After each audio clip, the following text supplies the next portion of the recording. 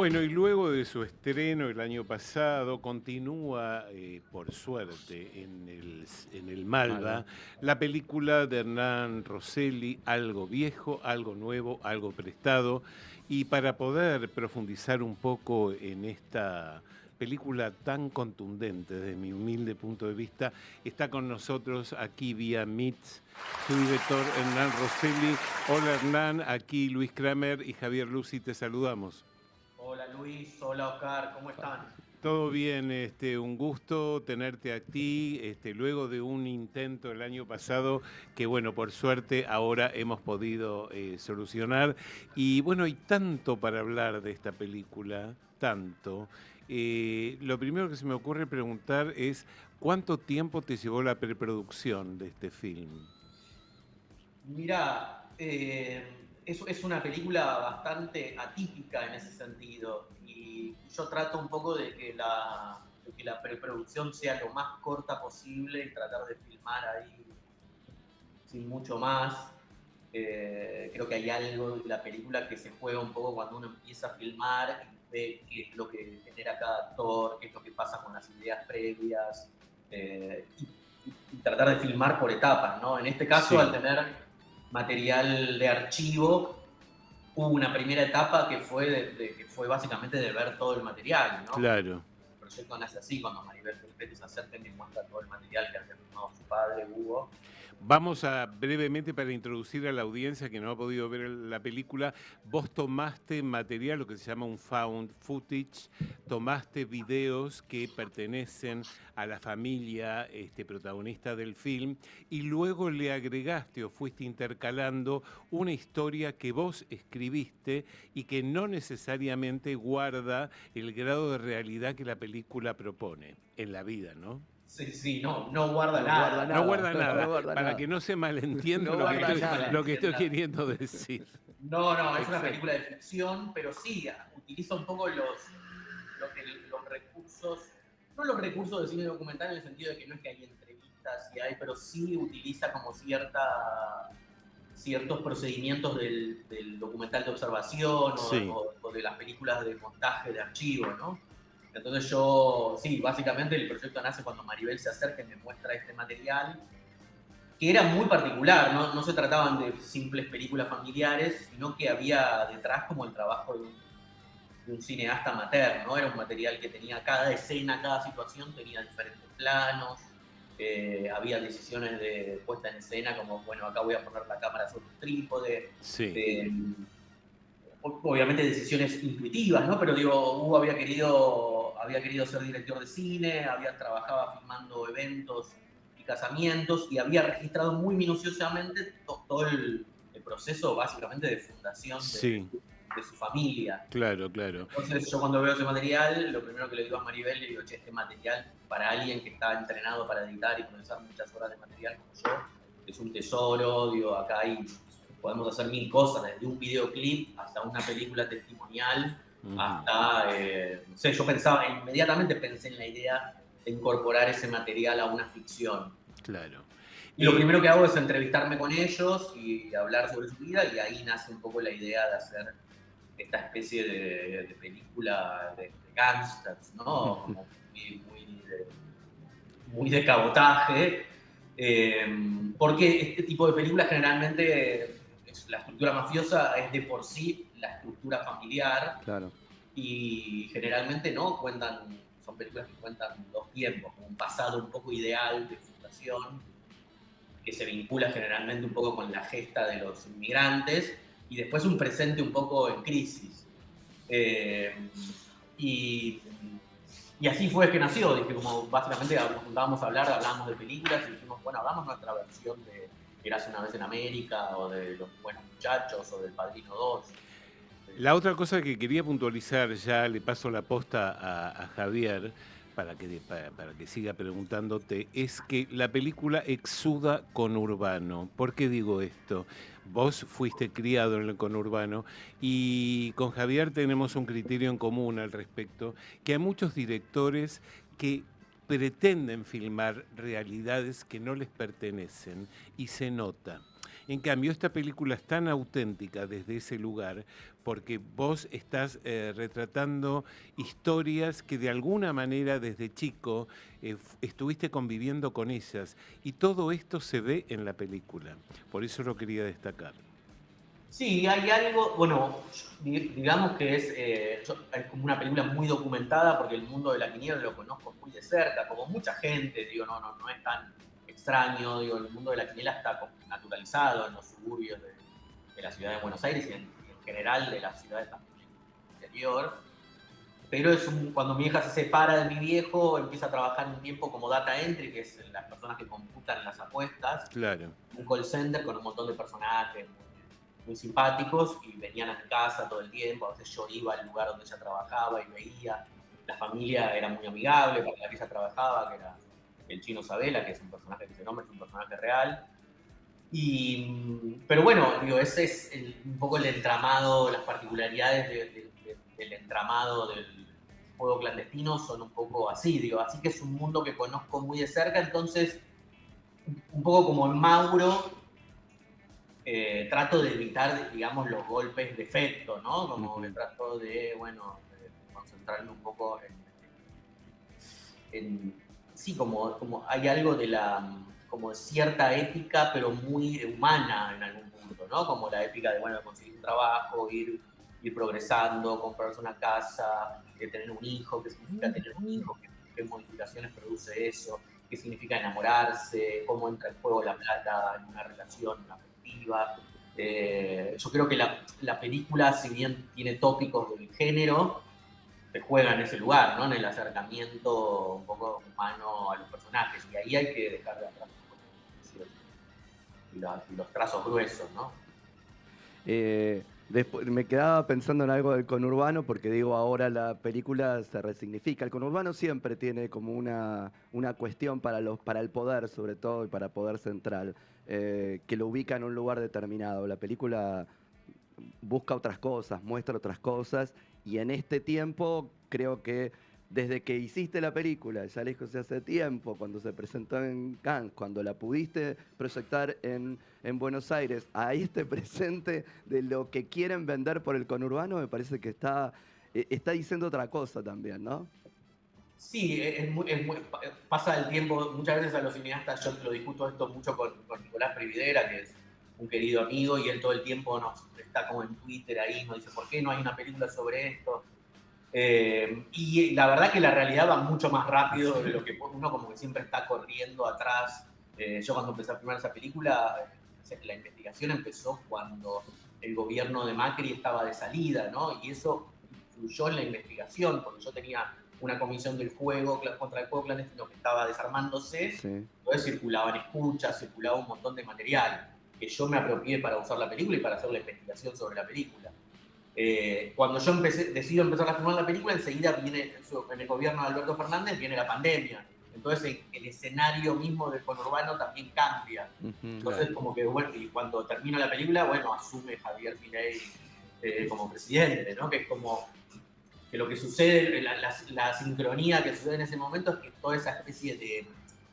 El juego es como una especie de metáfora un poco de la especulación financiera, ¿no? Que hoy parece ser como la sensación de época, ¿no? Como el zeitgeist del momento, es esa especie de sálvese quien pueda, de ver cómo hacemos para ganar más plata, porque bueno, la gente se da cuenta de que en verdad, bueno, es muy difícil hacer plata trabajando y que implica sacrificios muy grandes, que probablemente haya una generación que no pueda acceder al conocimiento, a la universidad, entonces, bueno, nada, pasan un poco esas cosas. Eh, Hernán, trabajaste básicamente con actores no profesionales. Sabemos que la protagonista sí tuvo una experiencia teatral, se la ve muy suelta, pero en general el nivel de todos es muy homogéneo. ¿Cómo se hace para trabajar con un grupo no profesional y darle esa uniformidad actoral? Hay varios actores profesionales, Leandro Menéndez, que hace de pareja de Maribel, Diana Rizzo, que había trabajado conmigo, Mauro. Sí, son actores yo los llamo mis actores, son actores muy entrenados en el teatro como periférico, ¿viste? Como en la Varieté o el Café Concert. como que tienen mucho entrenamiento y eso a mí me gusta, como que tiene cierta efervescencia para mí como de los comienzos del cine, ¿viste? Como los artistas formados un poco en el vodevil y eso. Ajá. Pero sí, después hay gente que no tiene experiencia frente a cámara, pero básicamente toda la estructura de la película, o sea, el rodaje en etapas, un rodaje con un equipo chico, solo filmo 2 escenas por jornada, que es casi una transmisión sobre cómo se filma en la industria. O sea, trabajo con mucho tiempo para poder trabajar en la escena, ¿no? Para que todos se sientan cómodos, todos puedan probar, podamos hablar varias tomas. Básicamente un poco hay algo de eso que se termina un poco de definir de la mirada o de la escucha que se termina de definir el montaje, pero básicamente hay mucho tiempo de trabajo detrás, está todo preparado básicamente para la comodidad de los intérpretes, ¿no? Uh-huh. Y cuando armo un plan de rodaje, que muchas veces los planes de rodaje en la industria se arman por locaciones, porque bueno, todo lo que es en la oficina lo filmamos en una semana, todo lo que es en exteriores lo filmamos. Acá en realidad el plan de rodaje yo cuando lo armo en una especie de progresión de dificultad, ¿no? Como que las escenas más difíciles se filman al final, así uno tiene el entrenamiento previo. Está muy pensado para eso, para potenciar el talento de los intérpretes. Okay. Y aún así, de todo pensado, digo, irrumpe algo de la realidad y secuela, modificaciones de ese guión que tenés pensado, Sí, cosas que completamente. encontrás. No, de hecho está pensado para eso un poco, digo, como que la porosidad del guión es absoluta, como que yo digo, bueno, yo voy con una idea previa y los actores saben que, bueno, que son las contraseñas alrededor de las cuales gira la escena, pero después que tienen margen para improvisar, que lo que yo escribo en el guión lo pueden decir con sus propias palabras. Cuando ellos dicen las palabras literal que están en el guión, yo trato enseguida de desactivar ese mecanismo, ¿no? Como que no se trata de una Biblia que haya que repetir, sino de la que, bueno, uno tiene que tomar ideas y apropiarse un poco. Por supuesto entiendo que te agarró la pandemia en mitad del rodaje, ¿o no? En realidad la primera etapa de rodaje es en 2021, Ajá. o sea, hubo otra cuarentena en un momento, pero no, o sea, la pandemia me agarra cuando estaba, por suerte, con un montón de material de archivo por editar, cosa que me sirvió, había digitalizado todo el material gracias al Museo del Cine, y el momento del encierro me agarra, bueno, con un montón de trabajo por delante por hacer, así que yo iba mandando los textos a Maribel me grababa textos en voz en off, entonces yo podía ir armando una especie de primera versión muy larga del pasado de la historia familiar de los Felpetos. Después en 2021, 2022 y 2023 filmamos en 4 etapas diferentes el presente, lo que sería el presente. Yo siento, de un tiempo a esta parte, hace bastante, que uno se empieza a pensar en la docuficción, en la ficción documental, y en esa porosidad, en esa mezcla, ¿no? En la que no importa qué es lo que se está contando, si es ficción o si es realidad, mal usado el término cuando estamos hablando de cine siempre. Pero siento que tu película volvió a poner eso en el tapete y había que salir a explicar. Digo, pasó acá recién que le dijimos a Luis, no tiene nada que ver, porque uno se pone como muy hiper cuidadoso de, digo que sí, que no, y entonces, pero esto pasó, no pasó. Eso entre nosotros, digo, ¿qué le pasa al espectador común? Sí, como que en un momento cuando me preguntan, de hecho ahora se estrena en el MoMA, en el Festival Dog for Night, y yo no me queda claro del todo si ellos saben que no es un documental o no es un documental. O sea, la película evidentemente es una película de ficción, porque si uno no puede estar en la intimidad de una pareja filmando, no sé, como sería muy osado, no sé, como algo de... pero sí, lo que yo creo que el espectador se pregunta por cuál es la materia prima un poco de lo que está viendo. Son quinieleros, Claro. o gente de juego clandestino actuando su vida, como que ese es un tipo de cine posible, ¿no? Como un cine en el que uno toma personajes que se parecen a su vida y con eso construye una ficción. Yo creo que más de lo que me interesa a mí es la idea, o sea, más allá de la impresión de realidad, hay algo muy fuerte que se produce con cómo la película va dando su información, ¿no? Como que a mí lo que me gusta es la idea de que el espectador entra a un mundo desconocido del que no sabe nada y del que a poco empieza a reconocer las caras, empieza a entender de qué se trata. Cuando empieza a entender de qué se trata y ya más o menos hizo un poco de pie, meten un giro sobre la trama y que esa trama apuesta a la ficción cada vez más. Digo, eso es algo que se charló mucho en montaje, ¿no? Diciendo, bueno, el espectador entra a una sala, ¿qué es lo primero que ve? ¿Qué va a pensar con esto? ¿Qué va a pensar que siente esto? ¿No? Y en un momento la película apuesta por la ficción abiertamente, pero probablemente uno ya esté... Es que a mí me parece que uno de los méritos de esta película es cómo se hilvana de una manera perfecta la ficción con los archivos que vos presentás. Es muy difícil distinguir realidad de ficción. Claro. Sí, hay algo que pasa con eso y que termina siendo un poco la pregunta de la modernidad en el cine, es qué hacer con lo real, ¿no? Claro. Yo creo que hay algo sobre eso interesante, sobre que el espectador se esté preguntando por lo que ve todo el tiempo y a la vez que se esté emocionando o se esté identificando con un personaje, pero todo el tiempo preguntándose por la naturaleza de lo que está viendo. Totalmente. Pero además con esta idea de que vos estás provocando y estás produciendo, manejando y manipulando el material, esa percepción, digo, no para el espectador. Porque ahora lo estabas diciendo, digo, lo pensamos en montaje, qué es lo primero que ve, qué va a pasar con el espectador. Entonces ahí, digo, manipulación en el mejor sentido de la palabra, digo, manejar cosas para construir un relato, que en general es qué le pasa al espectador, pero no, vos estás provocando eso en el Claro, espectador. llamémoslo lograr un efecto deseado. Claro. ¿No? Sí, hay algo que se discutió mucho que es la idea de impresión de realidad, ¿no? Claro. Cuando un asesino trabaja sobre lo real y lo artificial. Todo el tiempo discutíamos, bueno, ¿cuándo entra la inyección de artificio? O sea, cuando aparece la trama del hermano, bueno, eso es un giro en la trama, Claro. algo que, bueno, que no tiene que ver con el documental. Un documental no hay causalidades, los personajes no es que descubren cosas en el medio del documental. Claramente es un recurso de la ficción, bueno, pero ¿en qué momento entra eso, no? Como, ¿qué va a sentir el espectador en ese momento? ¿Se va a sentir defraudado? Ah, no, es una película de ficción, va a apostar, va a querer saber más. Digo, esos son un poco los riesgos que uno corre cuando... Es que yo creo, honestamente, humildemente, mi opinión, que a esa altura el espectador está tan enganchado que ya no se cuestiona nada. Está absorbido por lo que ve. Sí, ese recurso lo aprendí de un poco de... Me acuerdo que había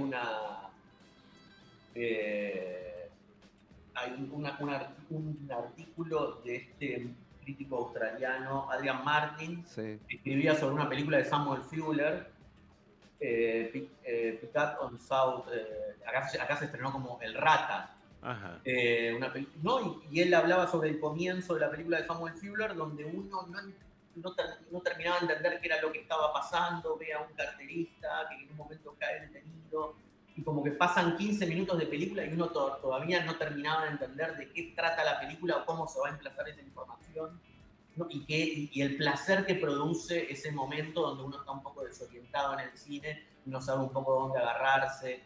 Y para mí hay algo del cine con el que me formé yo, del cine coreano del 2000, ¿no? Como el cine asiático de comienzos del 2000, donde uno veía generalmente eran películas muy elípticas, donde uno terminaba de entender qué era lo que sucedía en la escena y en el plano, cuando ese plano se terminaba, ¿no? Como cuando bueno, empieza un plano, hay una situación, un auto chocó, la gente se acerca, bueno, ¿qué es lo que está pasando en la escena? Lo entiendo al final de la escena. Claro. Creo que hay algo de eso que es un poco lo que me interesaba de cómo está armado la estructura de cómo se dosifica la información en la película, ¿no? Y algo de ese misterio es básicamente el ejercicio de la narración, ¿no? Sí. Ocultar información es lo ancestral un poco del arte de la narración, ¿no? Claro. Totalmente. Ir dosificándola y en ese dosificar captar la atención y construirle también al espectador las idas y vueltas, que entre en un mundo y que ese mundo por ahí se disuelva o no sea lo que había pensado hasta el último minuto. Totalmente. Bueno, algo viejo, algo nuevo, algo prestado constituyó uno de los puntos fuertes del cine argentino el año pasado. Tal es así que la película obtuvo 4 nominaciones a los premios Cóndor de Plata que se van a entregar en marzo próximo. Así que felicitaciones, ya que tenemos la oportunidad de hablar por estos galardones, ¿no? Muy bien otorgados. Y la película se sigue dando en el Malva. Quería preguntarte por la concurrencia. Vos estás introduciendo la película, dando charlas con el Sí, público. no estoy yendo a todas las funciones, pero trato de ir lo posible y de responder las preguntas del público. La verdad que viene, justo la función de hoy me acaban de decir, mi productora que está agotada y viene así. La verdad que las funciones vienen